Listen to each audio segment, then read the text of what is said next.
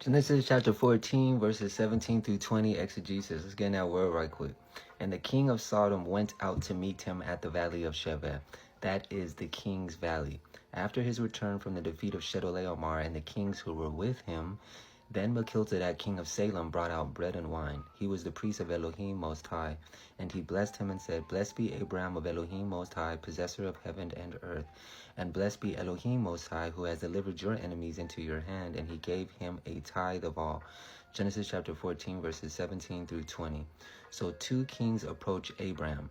Two systems, two choices. This is important. After Abram's victory, two kings come out to him. So remember, Lot had got captured. One of Lot's servants escaped, told Abram what happened. Abram, his trained soldiers, he got his trained soldiers together, along with Aner, Eshcol, and Mamre, who dwelt by the mammoth trees.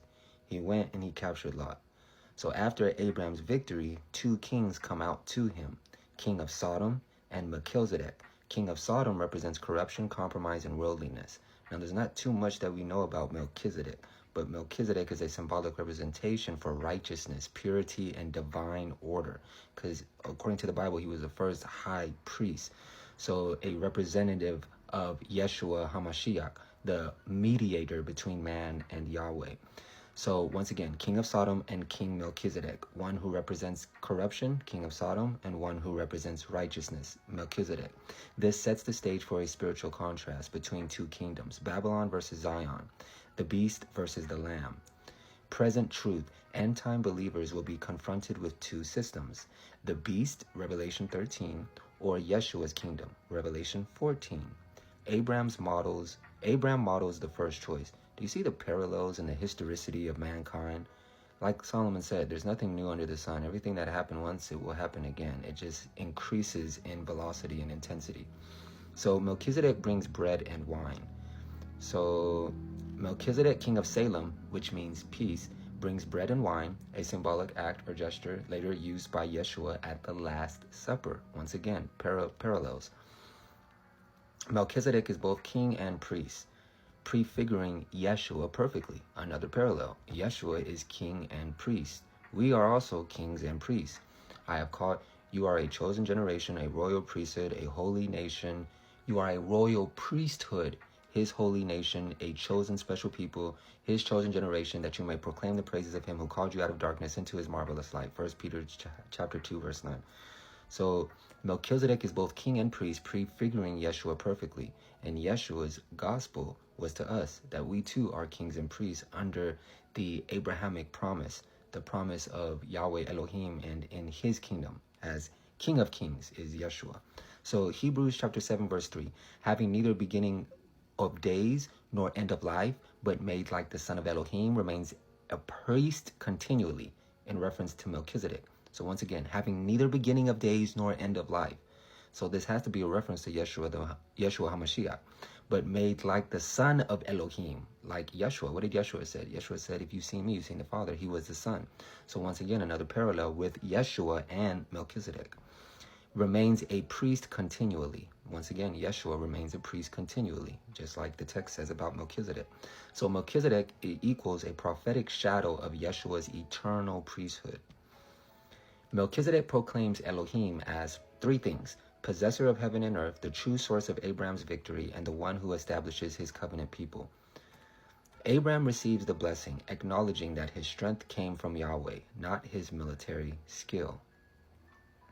Melchizedek declares, Blessed be Elohim Most High, who has delivered your enemies into your hand. Victory is not human, it is divine. This mirrors Exodus chapter 14, verse 14. Yahweh will fight for you and shall hold your peace. Exodus chapter 14, verses 14. Abraham responds by giving a tithe, the first recorded tithe in Scripture. So once again, this is the first recorded battle. This is the first recorded priest. Melchizedek comes, priest acting as the eternal priest and king.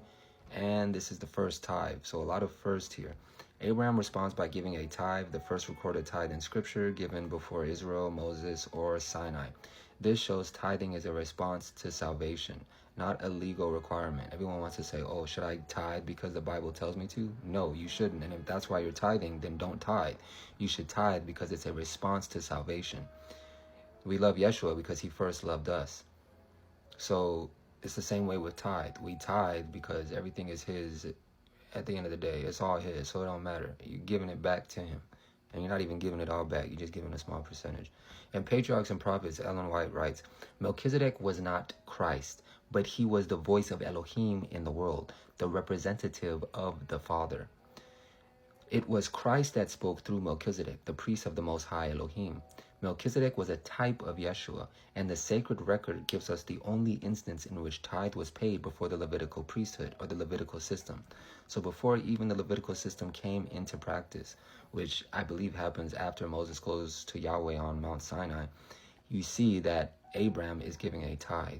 And you could bring that application with the Ten Commandments. I am the Lord thy God that brought thee out of the house of Egypt. You shall have no other gods before me. You will not make for yourself any carved image. Honor you will not take the name of the Lord thy God in vain. You remember the Sabbath day to keep it holy. Honor your father and your mother. You shall not unalive. You shall not steal. You shall not bear false witness. You shall not covet. So you can apply that same thing to the Ten Commandments. Well, was Abraham doing this before Yahweh gave it to Moses on Mount Sinai? Of course he was doing this. Adam and Eve was doing this. That's why they got kicked out of the garden, because they broke the Ten Commandments. They broke the law of God. It wasn't because they just chose to do what they wanted to do. Yeah, they did, but they broke the law of God. Yeshua said, if you love me, keep my commandments. He said, if you break one of the least of these commandments, you have broken the entire law. So it's always been the law. I'm not saying it's righteousness by works. I'm not saying it's the law that saves you. But the law is what is the power of Elohim. The law is the salvation. The law is everything. When you look at thy way is in the sanctuary, the law was in the most holy place. The most holy place was sanctioned right under the seat of Yahweh Elohim. That's why it is his throne of grace that he sits on. So it's really the foundation of everything. Not saying that it saves you. The law cannot save you. Yeshua saves you. But when Yeshua saves you, he points and directs you to his law. Period. Through Melchizedek, the Lord presented Yeshua as the great high priest after the order of Melchizedek. All that to say that the law is still applicable, because a lot of people will say, I have brothers and sisters who are priests, who have their PhDs and masters, and say, oh, the law is not applicable anymore. We're saved by grace. It's only the 613 Mosaic laws that were crucified to and the Ten Commandments. All of it was crucified to the cross. No, it was not, because Yeshua kept his own commandments, and the disciples after him kept his commandments. And in the Gospels, after Matthew, Mark, Luke, John, you see in the letters everyone keeping the Ten Commandments. So it's not a matter of being nailed to the cross. Stop saying that. You sound like an idiot. You're supposed to have your PhD. Stop saying that. I ain't got no PhD. I ain't got no master's. And Yahweh has revealed that to me. So you should stop saying that, because you sound very illiterate, biblically illiterate. Yeah, I said it. Just as Abraham was met by Melchizedek, you are met by Yeshua, your eternal priest, when you are weary from spiritual battles. Yahweh does not wait for you to come to him. He comes to you with bread, wine, blessing, strength, and peace. It's your choice to accept it, to submit. Revelation 3:20 says, behold, I stand at the door and knock. If any man, if any woman hears my voice, and opens the door, I will come into him and sup with him and dine with him and he with me. Isaiah chapter 40 verse 31 says, but those who wait on Yahweh shall renew their strength. They shall mount up with wings like eagles. They shall run and not be weary. They shall walk and not faint. Yeshua is your Melchizedek, bringing renewal, blessing, and victory. Whew. This was Genesis chapter 14, verse 17 through 20, exegesis.